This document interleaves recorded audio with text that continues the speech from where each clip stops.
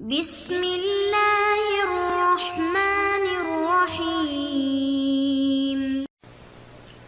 السلام علیکم ورحمۃ اللہ وبرکاتہ۔ معزز طلبہ اکرام، کیسے ہیں آپ سب؟ خیر و عافیت سے ہیں؟ ہدایہ اول کا سبق نمبر 34 ہے اور اس سبق میں ہم شروع کر رہے ہیں باب الانجاسی و تطہیرہا، یعنی اس سے پہلے جو ذکر تھا وہ نجاست حکمیہ، حدث اصغر حدث اکبر سے پاکی کا بیان، اور اسی کے ضمن میں پھر حیض اور نفاس کا ذکر ہوا، چونکہ اس کی وجہ سے بھی غسل یعنی حدث اکبر لازم ہو جاتا ہے، تو اس کا ذکر کیا۔ اب نجاست حقیقیہ کا ذکر شروع ہو رہا ہے، یعنی نجاست حقیقیہ یعنی حقیقت میں جس کو ہم گندگی کہہ رہے ہوتے ہیں، یا جس سے طبیعت کو نفرت اور گھن آتی ہے، پاخانہ ہے، گوبر ہے، پیشاب ہے۔ اب یہ جتنی بھی نجاستیں ہیں، یہ اس میں شراب ہے، یہ جب جسم کو لگتی ہیں یا کپڑوں کو لگتی ہیں یا جگہ جہاں پہ ہم نے نماز پڑھنی ہوتی ہے اس جگہ کو اگر یہ نجاست لگ جاتی ہے تو اس جگہ کو، یا جسم پہ لگ جائے تو جسم کو، یا کپڑے پہ لگ جائے تو کپڑے کو کیسے پاک کریں؟ تو پاکی کے کچھ طریقے ہیں، وہ طریقے آج کے اس سبق سے شروع کیے جا رہے ہیں۔ انشاءاللہ اگلے بھی کچھ اسباق کے اندر وہ طریقے ذکر کیے جائیں گے، تاکہ چونکہ آگے جو مقصودی چیز ہے کتاب الصلاۃ یعنی نماز کے احکامات، ہم اس طرف جا رہے ہیں، اور یہ جو طہارت ہے نجاست حکمیہ سے، نجاست حقیقیہ سے، تو اس طہارت چونکہ یہ تو مقصودی تو نہیں ہے، مقصود تو اس سے وہ نماز پڑھنا ہے، تو نماز کے لیے چونکہ یہ شرائط کا درجہ رکھتی ہیں کہ ہمارے جسم بھی پاک ہو، ہمارے کپڑے بھی پاک ہوں، ہماری نماز پڑھنے کی جگہ بھی پاک ہو، تو اس لیے ان جگہوں کو پاک کرنا۔ جسم میں نجاست حکمیہ سے پاکی کا ذکر تو ہو چکا، اب نجاست حقیقیہ کا ذکر ہوگا۔ جب یہ مکمل ہو جائے گا اس کے بعد پھر انشاءاللہ آہستہ ہم آگے جو مقصودی چیز ہے نماز، اس کی طرف چلے جائیں گے۔ گویا کہ نماز کے جو 13 فرائض ہیں، اس میں جو پہلے والے 7 شرائط نماز کہلاتے ہیں، ان شرائط نماز کے اندر ابھی تک ہم بات کر رہے ہیں کہ جسم کا پاک ہونا، کپڑوں کا پاک ہونا، جگہ کا پاک ہونا، سطر کا چھپانا، یہ جتنی بھی چیزیں ہم اس کے اوپر ابھی تک ڈسکس کر رہے ہیں، اور اس کے بعد پھر انشاءاللہ ہم باقاعدہ نماز کے جو ارکان ہیں، جو نماز کے اندر کے فرائض ہیں، اس طرف چلے جائیں گے۔ باب الانجاسی و تطہیرہا، یہ باب نجاستوں کے بیان میں ہے، اور پھر نجاستوں کی وجہ سے اس جگہ کو پاک کرنے کے بیان میں ہے۔ نجاستوں کو خود تو پاک نہیں کیا جا سکتا، یہاں پر تو ظاہراً ترجمہ اس طرح ہو رہا ہے کہ نجاستوں کو پاک کرنے کا بیان، جبکہ نجاست کو پاک تو کیا نہیں جا سکتا، لہذا حکم یہ ہوگا کہ نجاستوں کے محل جہاں پہ نجاست پہنچی ہے اس کو پاک کرنے کا بیان۔ اور نجس کی جمع ہے، اور نجس جو ہے وہ صفت مشبہ ہے، اور نجس یہ مصدر ہے، اور پھر اس کا اطلاق ہر اس گندگی کے اوپر یا اسی ناپاک چیز کے اوپر ہونے لگا جس سے طبیعت نفرت کرتی ہے۔ تو یہاں پر اس پورے باب کے اندر ہم 6 چیزوں سے متعلق ڈسکس کریں گے۔ سب سے پہلی بات تو یہ ہے وہ دلیل ہے، یا وہ چیز، وہ دلیل جس کی وجہ سے ہمارے اوپر ان تمام چیزوں کی پاکی فرض قرار دی گئی ہے، جسم کا پاک کرنا، کپڑوں کا پاک کرنا، اور جگہ کا پاک کرنا۔ تو اس کی دلیل جو ہے وہ سب سے پہلے ذکر کی جائے گی۔ دوسرے نمبر پر یہ ہے کہ آلہ تطہیر، یعنی جس چیز سے نجاستوں سے پاکی حاصل کی جائے گی، وہ اس آلے کا ذکر یعنی پانی یا اس کی طرح لیکوڈ چیز کا ذکر ہوگا۔ اور اسی کے ساتھ پھر تیسرے نمبر پر ہم جو نجاستیں ہیں ان کی اقسام کی طرف چلے جائیں گے، پھر ان تمام اقسام سے پاکی کا جو طریقہ ہے اس طریقے کی طرف چلے جائیں گے، اور پھر ہم اس مقدار کی طرف چلے جائیں گے کہ جس مقدار سے جو محل ہے وہ ناپاک ہو جاتا ہے، کہ کتنی مقدار نجاست کی لگے تو وہ ناپاک ہو جائے گا اور کتنی مقدار سے نہیں ہوگا۔ اور آخر میں پھر ہم ذکر کریں گے کہ ایسی چیزیں جن کو پاک کرنا متعذر ہو تو ان کو پھر کس طریقے سے پاک کیا جائے گا۔ تطہیر النجاسة واجب من بدن المصلی وثوبه والمکان الذي يصلی علیہ. نجاستوں کو زائل کرنا واجب ہے. نجاست کو پاک کرنے کا ترجمہ نہیں کریں گے، زائل کرنا، یا پھر یہ کہ تطہیر و محل النجاست، نجاست کے محل کو پاک کرنا واجب ہے، ضروری ہے، اور بنیادی شرائط میں سے ہے. کہاں سے؟ من بدن المصلی، نمازی کے بدن سے، وثوبہ، اور اس کے کپڑوں سے جو اس نے پہنے ہوئے ہیں، اور اس جگہ سے جہاں پر اس نے نماز پڑھنی ہے. دلیل سب سے پہلے کپڑوں سے متعلق دلیل قرآن مجید کی آیت بھی ہے، لقولہ تعالی وثیابک فطہر، کہ اپنے کپڑوں کو پاک کیجیے، کیونکہ اس سے پہلے وربک فکبر، اپنے رب کی تکبیر کیجیے. اور چونکہ کپڑوں کو پاک کرنا نماز ہی سے متعلق ہے اور بنیادی شرائط میں سے ہے، تو لہٰذا فرمایا کہ وثیابک فطہر، اپنے کپڑوں کو پاک رکھیے. وقال علیہ السلام، اور آپ صلی اللہ علیہ وسلم کا یہ قول بھی ہے، منی سے متعلق تھا کہ اس کو آپ کیا کیجئے، حطیہ ثم قرصیہ ثم اغسلیہ بالماء، کہ آپ اس کو کھرچ دیجئے، پھر اس کے بعد پانی کے ساتھ اس کو رگڑ دیجئے، اور پھر اس کو آپ پانی کے ساتھ دھو دیجئے. ولا یضرک اثرہ، لہذا آپ کو اس کا کوئی اثر اگر نجاست کا نظر آ رہا ہے تو وہ اثر وہ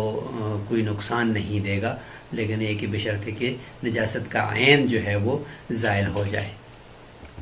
یہ حضرت اسماء بنت ابی بکر رضی اللہ تعالیٰ عنہ کی روایت ہے، جس میں آپ صلی اللہ علیہ وسلم نے فرمایا، ایک عورت نے پوچھا کہ حیض کا خون لگ جاتا ہے، منی سے متعلق بھی آگے آئے گا روایت میں، اور یہ حیض کے خون سے متعلق ہے کہ ایک عورت نے پوچھ لیا کہ لگ جاتا ہے تو ہم اس کا کیا کریں، اور ظاہری طور پر یعنی وہ گاڑھا خون لگا ہوتا ہے اور خشک ہو چکا ہوتا ہے، تو اس کا ہم کیا کریں. تو آپ صلی اللہ علیہ وسلم نے فرمایا کہ آپ اس کو حتی ہی، حتی حتو کا معنی ہوتا ہے ہاتھ سے یا لکڑی وغیرہ سے اوپر سے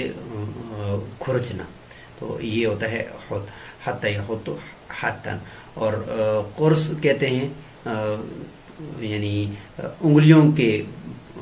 پوروں سے اس کو اوپر سے کھرچنا، اور خود کہتے ہیں کسی یعنی ہاتھ سے رگڑنا یا لکڑی کے ذریعے سے یا کسی اور چیز کے ذریعے سے رگڑ کر اس کو اوپر سے اٹھانا. اور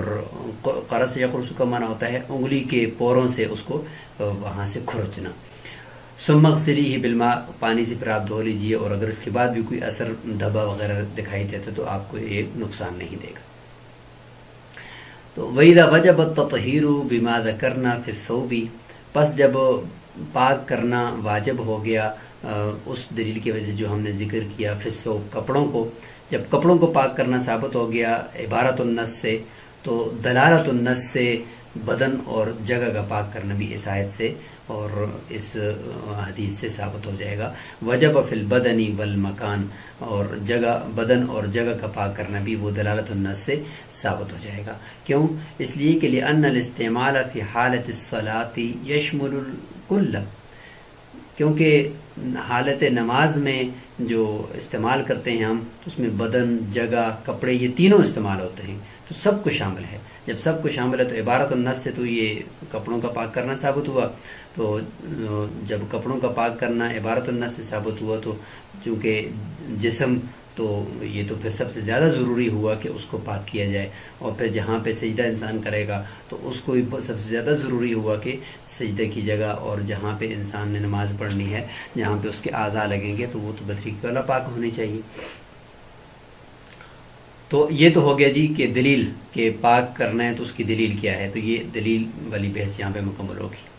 اب یہاں سے آگے مطہر کا ذکر شروع ہو گیا کہ کس چیز سے آپ پاکی حاصل کریں گے اور وہ چیز کیا ہونی چاہیے، وہ مطہر کیا ہونا چاہیے. تو وہ 5 قسم کا ہے. سب سے پہلے ہے جی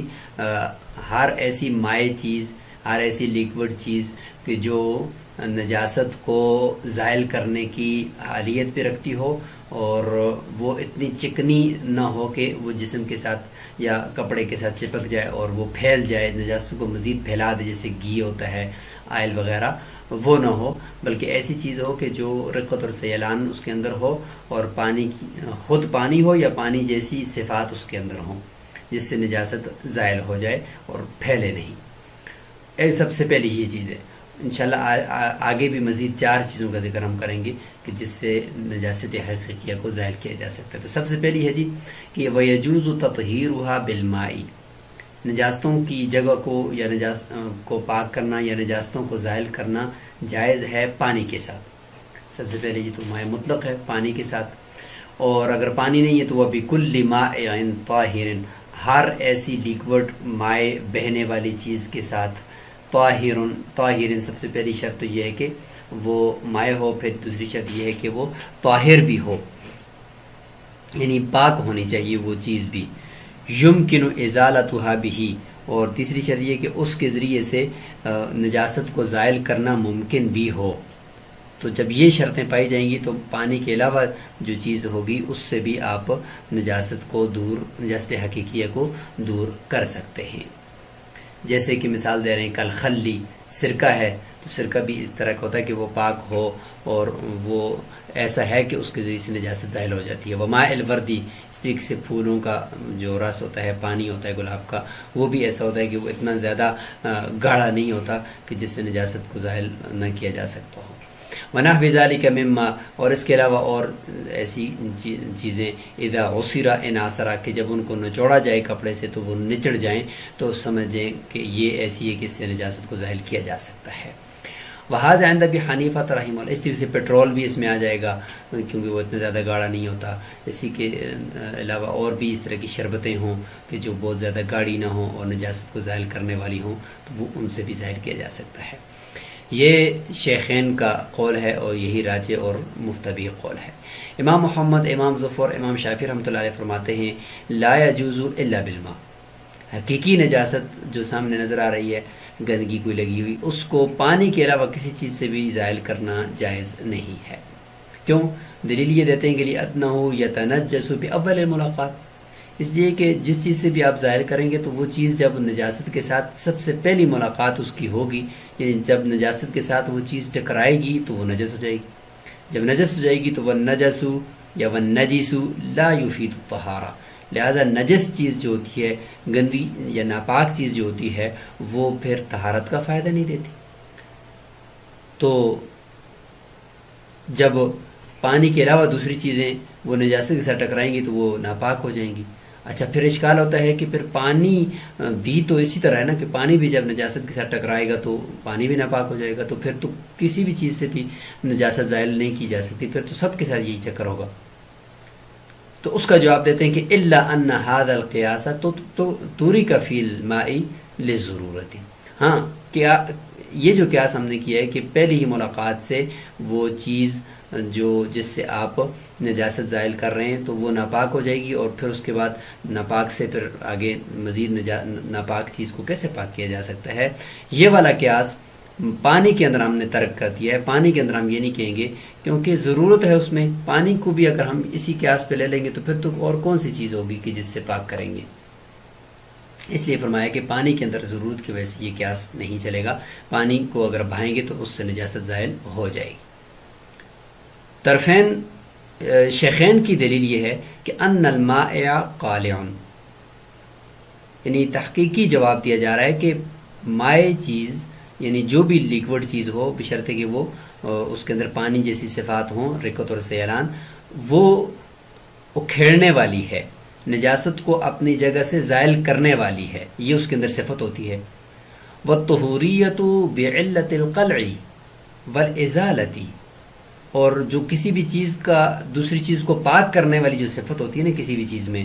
وہ اسی چیز میں ہوتی ہے بِعِلَّةِ الْقَلْعِ وَالْإِزَالَةِ، کہ نجاست کو اکھیڑ دے، نجاست کو زائل کر دے بس۔ تو جو چیز بھی نجاست کو اکھیڑ دے اور نجاست کو زائل کر دے تو اس کے اندر صفت طہوریت یعنی دوسری چیز کو پاک کرنے کی صفت پائی جاتی ہے، لہذا چاہے وہ پانی ہو یا کوئی ایسی لیکوڈ چیز جس کے اندر یہ اہلیت ہو نجاست کو زائل کرنے کی، تو وہ ساری کی ساری اس میں شامل ہوگی۔ والنجاسۃ للمجاورۃ، اور جو نجاست حقیقیہ ہوتی ہے، جو سامنے نظر آنے والی نجاست ہے، وہ یا نظر نہیں آ رہی لیکن ہے نجاست حقیقیہ، جیسے کہ پیشاب وغیرہ یا شراب، وہ اگر کپڑے کے ساتھ یا بدن کے ساتھ لگی ہوئی ہے تو وہ بدن کے یا اس کے ساتھ مجاور ہے، یعنی اس کے ساتھ چسپاں ہے، اور بالکل اس کے اندر رچ بس تو نہیں گئی، یا نجاست حکمیہ والی بات تو نہیں ہے کہ حکمن وہ جگہ ناپاک ہے، بلکہ ہمیں نجاست نظر آ رہی ہے، لہذا مجاورت کی وجہ سے ہے، یعنی اس کے ساتھ چسپاں ہے، لہذا اس کو اگر وہاں سے زائل کر دیا جائے تو وہ محل پاک ہو جائے گا۔ فَإِذَا انْتَهَتْ أَجْزَاءُ النَّجَاسَةِ يَبْقَى طَاهِرًا، پس جب نجاست کے اجزاء اس جگہ سے ختم ہو جائیں گے تو وہ جگہ پاک ہو جائے گی نا، لہذا ختم کرنے والی اور اس جگہ سے زائل کرنے والی جو بھی چیز ہوگی وہ پاک ہونی چاہیے، یعنی وہ خود تو وہ پھر اس سے پاک کرنا پھر درست ہونا چاہیے۔ باقی جواب، الزامی جواب بھی ہے کہ جب آپ نے پانی کے اندر ایک ضرورت کے تحت قیاس کو ترک کیا تو یہی والی علت دوسری چیزوں کے اندر بھی آپ لے لینا، پھر وہاں پہ بھی آپ ضرورت اگر ہو، پانی نہ ہو تو پھر دوسری چیزوں سے بھی آپ یہی علت کو وہاں پہ برے کار لائیں اور قیاس کو چھوڑ دیں۔ بہرحال مفتبی قول یہ شیخین کا یہ ہے کہ ہر ایسی لیکوڈ چیز پانی کے علاوہ بھی اس سے بھی آپ نجاست کو دور کر سکتے ہیں مطلوبہ شرائط کے مطابق۔ وجواب الکتاب، قدوری کے اندر جو مسئلہ ہے کہ کوئی بھی چیز ہو، پانی ہو یا اس کے علاوہ کوئی بھی لیکوڈ چیز ہو، اس سے حاصل کر سکتے ہیں، کہ لا یفرق بین الثوب والبدن، اس نے کپڑے اور بدن کے درمیان کوئی فرق نہیں کیا، چاہے بدن پر نجاست ہو یا کپڑے پر نجاست ہو، ہر دو صورت کے اندر اس کو پانی کے ساتھ بھی پاک کر سکتے ہیں، نجاست کو ظاہر کر سکتے ہیں، اور پانی کے علاوہ دوسری چیزوں سے بھی۔ وَهَذَا قَوْلُ أَبِي حَنِيفَةَ رحمہ اللہ، یہی قول امام ابو حنیفہ رحمۃ اللہ علیہ کا بھی ہے کہ وہ فرق نہیں کرتے کپڑے اور بدن میں۔ وَإِحْدَى الرِّوَایَتَيْنِ عَنْ أَبِي يُوسُف رحمہ اللہ، امام ابو یوسف رحمۃ اللہ علیہ کے نزدیک ایک روایت بھی یہی ہے کہ وہ فرق نہیں کرتے۔ وَعَنْهُ، امام ابو یوسف رحمۃ اللہ علیہ سے ایک دوسری روایت ہے کہ أَنَّهُ فَرَّقَ بَيْنَهُمَا، انہوں نے کپڑے اور بدن میں فرق کیا ہے۔ فَلَمْ يُجَوِّزْ فِي الْبَدَنِ بِغَيْرِ الْمَاءِ، وہ بدن کے اندر پانی کے علاوہ کسی بھی چیز سے نجاست کو دور کرنے کو جائز نہیں قرار دیتے، وہ فرماتے ہیں کہ بدن کے اندر پانی ہی استعمال کرنا پڑے گا، البتہ کپڑے کے اندر پانی اور دوسری چیزیں بھی استعمال کی جا سکتی۔ وہ فرماتے ہیں کہ چونکہ بدن کے اندر مسام ہوتے ہیں اور ان مساموں کے ذریعے سے نجاست اندر چلی جاتی ہے، لہٰذا پانی ہی اس کو پاک کر سکتا ہے، جبکہ مفتوی قول اور راجح قول وہ یہی ہے کہ پانی اور دوسری چیزوں کے ذریعے سے بدن ہو یا کپڑا ہو، دونوں کو پاک کیا جا سکتا ہے۔ وَإِذَا أَصَابَ الْخُفَّ نَجَاسَةٌ لَهَا جِرْمٌ، اب یہاں سے دوسری چیز جو مطہر ہے، یعنی چیزوں نجاست حقیقیہ کو زائل کرنے والی، پاک کرنے والی ہے، اس کا ذکر شروع ہو گیا، پانی کا ذکر مکمل ہو گیا ہے۔ لہذا موزے کو اگر نجاست لگ جائے، یہاں موزے سے مراد یعنی موزہ یا اسی طرح کی چمڑے کی بنی ہوئی جو چیزیں ہوتی ہیں، یا اس طریقے سے جوتا ہوتا ہے، یا اسی طریقے سے ایسی چیزیں کہ جن کو پونچھنے سے اور اوپر سے صرف ظاہری نجاست کو رگڑ کر زمین کے ساتھ پاک کرنے سے وہ پاک ہو جائے، تو وہ مراد ہے یہاں پر ہر ایک چیز۔ موبائل کی سکرین ہے یا آئینہ ہے جو بالکل پلین ہوتا ہے، اس کے اندر کسی قسم کے کوئی کھردرا پن نہیں ہوتا، اس کے اوپر نجاست لگ جائے، اس کو محض کپڑے سے صاف کر دیا جائے، پونچھ دیا جائے، اور نیچے نجاست کا اثر ختم ہو جائے اور نجاست نظر نہ آئے، بدبو ختم ہو جائے، تو وہ شیشہ اور وہ موبائل کی سکرین وغیرہ سب پاک ہو جاتی ہے۔ لہذا یہ ہے جی دلک،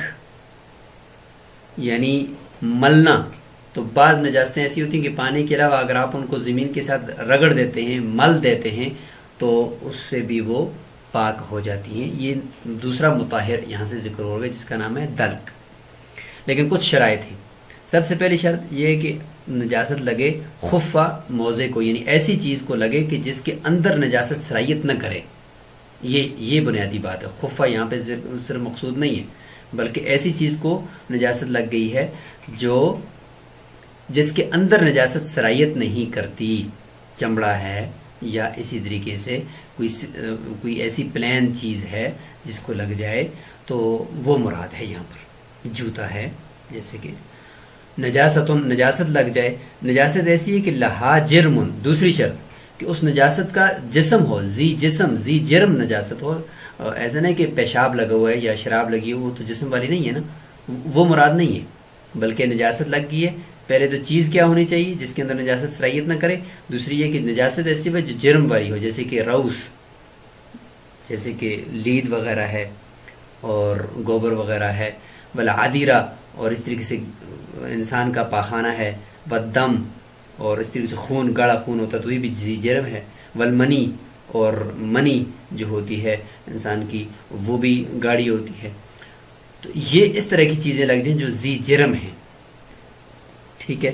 فجفت، تیسری شرط یہ ہے کہ وہ وہیں پہ خشک ہو گیا، لگنے کے بعد وہ خشک ہو، گیلا نہ ہو. گیلا ہوگا تو پھر یہ دلک والا حکم نہیں ہوگا. فدلکہ بالارض، اس نے اس خشک نجاست کو زمین کے ساتھ رگڑ دیا اچھے طریقے سے، جازا، درست ہو جائے گا، اور اس سے نجاست ختم ہونے کے بعد وہ چیز، وہ موضع پاک ہو جائے گا. وہذا استحسان، یہ استحسانن ہے، کیونکہ عمومی بلوا ہے کہ نجاست لگ جاتی ہے اس طریقے سے چلتے پھرتے، اور اس مرتبہ انسان کے پاس مثلا پانی بھی کبھی ہوتا ہے کبھی نہیں ہوتا، تو عمومی بلوا کی وجہ سے فتویٰ اسی پر ہے کہ اس طریقے سے جب یہ شرائط پائی جائیں تو وہ موضع یا وہ چیز پاک ہو جاتی ہے. امام محمد رحمہ اللہ فرماتے ہیں لا یجوز، نجاست اس طریقے سے زائل نہیں ہو سکتی اور نہ ہی رگڑنے سے وہ چیز پاک ہوگی. یہ قیاس ہے، قیاس کا تقاضا تو یہی ہے کہ نہ پاک ہو، لیکن چونکہ استحساناً اور عموم بلوا کی وجہ سے اور حاجت کے پیش نظر اس کی اجازت دی گئی. الا فی المنی خاصتاً، سوائے منی کے صرف اور صرف، جس میں امام محمد فرماتے ہیں کہ اس کو اگر کھرچ دیا جائے اور رگڑ دیا جائے تو وہ پاک ہو جاتا ہے اس کی وجہ سے کپڑا یا جسم. اس کا ذکر آگے بھی انشاءاللہ آ رہا ہے. لأن المتداخل فی الخف لا يزيله الجفاف والدلک، امام محمد فرماتے ہیں کہ موضع کے اندر جو چیز متداخل ہو جائے، یعنی موضع کے اندر جو چیز نجاست داخل ہو جائے، اس کو خشک ہونا بھی زائل نہیں کرتا اور رگڑنا بھی اس کو زائل نہیں کرتا. بخلاف المنی، بخلاف منی کے اعلیٰ ما نذکر، جیسے کہ آگے ہم ذکر کریں گے کہ اس میں امام شافعی رحمۃ اللہ علیہ کا قول یہ کہ چونکہ یہ انسان کی نکلی ہوئی جو منی ہے ان کے ہاں وہ پاک ہوتی ہے. پھر امام محمد رحمۃ اللہ فرماتے ہیں کہ عمومی بلوہ کی وجہ سے یا شدت حاجت کی وجہ سے اس کی اجازت دی گئی ہے کہ اس کو رگڑ دیں تو یہ پاک ہو جائے گی. آگے اس کی تفصیل آ رہی ہے. تو امام محمد رحمۃ اللہ کی قول کا خلاصہ یہ ہوا کہ موضع کے ساتھ جو نجاست لگ جاتی ہے تو وہ اندر داخل ہو جاتی ہے اس کے اندر اجزاء میں، یعنی نجاست کے اجزاء موضع کے اندر پیوست ہو جاتے ہیں، لہٰذا اب خشک ہونے سے یا رگڑنے سے کوئی فائدہ نہیں ہے، دھونا ہی پڑے گا. چاہے وہ خشک ہو پھر بھی دھونا پڑے گا، اگر گیلی ہو پھر بھی دھونا پڑے گا. لہما، شیخین فرماتے ہیں قول علیہ السلام، آپ صلی اللہ علیہ وسلم کا قول ہے کہ فإن كان بهما اذن، اگر جوتوں کے اوپر کوئی نجاست لگی ہوئی ہو، فَلْيَمْسَحْهُمَا بِالْأَرْضِ، لہٰذا ان کو وہ دونوں کو پونچھ دے زمین کے ساتھ. فإن الأرض لهما طهور، کیونکہ زمین ان کے لیے کیا ہے جی، طہارت اور پاکیزگی کا باعث ہے. نماز کے دوران آپ صلی اللہ علیہ وسلم کے پاس جبریل علیہ السلام تشریف لائے، فرمانے لگے کہ آپ کے جو ہے نا موزے کے ساتھ یا جوتے کے ساتھ نجاست لگی. تو آپ صلی اللہ علیہ وسلم نے وہی جوتا نکالا اور اس کے اندر، چونکہ وہ اس طرح کے جوتے تھے کہ ان میں نماز پڑھنا جائز تھا، تو چونکہ نجاست لگی تھی، شاید درم سے کم ہوگی لیکن تھی تو نجاست، تو آپ صلی اللہ علیہ وسلم سے کہا گیا کہ آپ اس کو زائل کر دیں. تو آپ نے جوتا نکالا، تو صحابہ کرام نے بھی دیکھ کر جوتا نکالا. تو آپ صلی اللہ علیہ وسلم فرمایا کہ نماز کے بعد آپ نے کیوں جوتا نکالا تھا؟ کہا کہ آپ نے نکالا تو ہم نے بھی نکال دیا. تو آپ صلی اللہ علیہ وسلم نے فرمایا کہ میرے تو جوتے کے ساتھ اس طریقے سے نجاست تھی، جبریل علیہ السلام نے مجھے بتا دیا. آپ میں سے بھی اگر کسی کے جوتے کے ساتھ اس طریقے سے نجاست لگ جائے تو آپ اس کو اس طریقے سے زمین کے ساتھ رگڑ کر زائل کر سکتے ہیں. تو یہ ایک نقلی دلیل آ گئی. عقلی دلیل کو بھی دیکھتے ہیں. وَلِأَنَّ الْجِلْدَ لِصَلَابَتِهِ لَا تَتَدَاخَلُهُ الْأَجْزَاءُ النَّجَاسَةِ إِلَّا قَلِيلًا، کہ امام محمد فرماتے ہیں کہ نجاست موضع کے اندر پیوست ہو جاتی، اس بات کو ہم تسلیم نہیں کرتے. کیوں؟ اس لیے کہ جو چمڑا ہے اس کی سختی کی وجہ سے نجاست اس کے اندر پیوست نہیں ہوتی، جذب اندر نجاست اس کے نہیں ہوتی. نجاست کے اجزاء تھوڑے بہت معمولی طور پر اگر جو ہو جاتے ہیں تو وہ خشک ہونے کی وجہ سے وہ پھر واپس باہر کو نجاست ان کو کھینچ لیتی ہے. ثم یجتذبہ الجرم، لہذا جب ذی جرم نجاست ہوتی ہے وہ ان اجزاء کو بھی جو اندر چلے گئے ہیں موضع کے اندر یا کسی بھی چیز کے اندر، وہ اس کو جذب کر لیتے ہیں اپنی طرف. اذا جفا، جب نجاست خشک ہو جاتی ہے. تو یہ ہو گیا جی عقلی دلیل. فَإِذَا زَالَ، پس جب خشک نجاست کو رگڑ دیا زمین کے ساتھ، زائل کر دیا، وہ زائل ہوگی تو زال ما قام بہ، لہذا وہ نجاست بھی زائل ہو جائے گی جو اس کے ساتھ قائم تھی، یعنی جس کی وجہ سے موضع ناپاک تھا. تو لہذا جب ایک دفعہ وہ نجاست ختم ہوگی، ظاہر اس کا زائل ہو گیا، تو اس کے اندر جو پیوست نجاست تھی خشک ہونے کی وجہ سے وہ بھی باہر نکل آئی تھی، وہ بھی زائل ہو جائے گی. تو یہ ہو گیا جی شیخین کی دلیل، اور مفتبی قول اور راجح قول بھی یہی ہے. اور پھر رت بھی، چونکہ ہم نے شرط کیا لگائی تھی کہ نجاست خشک ہونی چاہیے رگڑنے کے لیے تب پاک ہوگا موضع، لہذا اگر نجاست خشک نہیں ہے، تر ہے، تو فرماتے ہیں وہ پھر رت لا یجوز حتی یغسلہ، پھر جائز نہیں ہے رگڑنا، کیونکہ اس سے تو مزید پھیلے گا. حتی یغسلہ، یہاں تک کہ اس کو دھو لے. لأن المسح بالارض یکثرہ ولا یطہرہ، اس لیے کہ موضع کو رگڑنا زمین کے ساتھ یا پوچھنا یہ اس کو زیادہ کرے گا، نہ کہ اس کو پاک کرے گا. عن ابی یوسف رحمہ اللہ، امام ابو یوسف اللہ سے ایک روایت یہ بھی ہے کہ انہ اذا مسحہ بالارض حتى لم يبقى اثر النجاسۃ یطہر لعموم البلوى واطلاق ما یروى. وہ فرماتے ہیں کہ گیلی نجاست ہے، تر نجاست ہے اگرچہ، پھر بھی اس کو اتنا سختی کے ساتھ، اتنا اچھے طریقے سے زمین کے ساتھ رگڑا کہ اس کا اثر، نجاست کا اثر بھی ختم، بدبو بھی ختم ہو گئی ہے. تو گیلی نجاست ہونے کے باوجود، تر نجاست ہونے کے باوجود بھی وہ موضع یا وہ چیز پاک ہو جائے گی، کیونکہ عموم بلوہ ہے، پریشانی ہے، لوگوں کو راستوں پہ چلتے پھرتے نجاست لگ بھی جاتی ہے، لہذا عموم بلوہ کی وجہ سے اس کی اجازت ہے. اور اسی قول کو راجح قرار دیا گیا ہے، امام ابو یوسف اللہ کے اسی قول کو راجح قرار دیا گیا ہے. اور روایت کے اندر بھی چونکہ مطلق ہے، روایت میں بھی یہ نہیں ہے کہ یہاں پہ تر نجاست ہو تو آپ نے دھونا ہے اور خشک ہو تو اس کو رگڑنا ہے. فَإِنْ كَانَ بِهِمَا أَذًا فَلْيَمْسَحْهُمَا بِالْأَرْضِ مطلق ہے. وعلیہ مشائخنا، اسی کے اوپر ہم سب کے سارے، یعنی فرماتے ہیں صاحب ہدایت کہ مشائخ بھی اسی پر ہیں اور یہی راجح قول ہے. فَإِنْ أَصَابَهُ بَوْلٌ، اگلی شرط جو ہم نے یہاں پہ لگائی تھی وہ یہ تھی کہ نجاست جو ہے وہ ذی جرم، لہا جرم، یہ جرم ہونا چاہیے. لہٰذا اس شرط کے برعکس مثال دی جا رہی ہے کہ اگر پیشاب لگ جائے، پخانہ نہ ہو بلکہ پیشاب لگ جائے موضع کو، فیبسا، اور وہ خشک ہو جائے، تو لم یجوز حتی یغسلہ، تو صرف رگڑنا زمین کے اوپر یہاں پہ کافی نہیں، کیونکہ وہ نجاست ذی جرم نہیں ہے، لہٰذا دھونا ہی ضروری ہے. وَقَدَا كُلُّ مَا لَا جَرْمَ لَهُ، لہٰذا ہر وہ نجاست جس کا کوئی جرم نہ ہو، یعنی جسم نہ ہو، جیسے کہ شراب ہے، تو ان سب میں یہ حکم ہے کہ دھونا ہی پڑے گا. لِأَنَّ الْأَجْزَاءَ تَتَشَرَّبُ فِيهِ، اس لیے کہ اجزاء جو ہیں وہ اس کے اندر پیوست ہو چکے ہیں، اور گویا کہ اس موضع نے یا اس چیز نے ان اجزاء کو آپس میں اندر پی لیا ہے. ولا جازم یجذبها، اور کوئی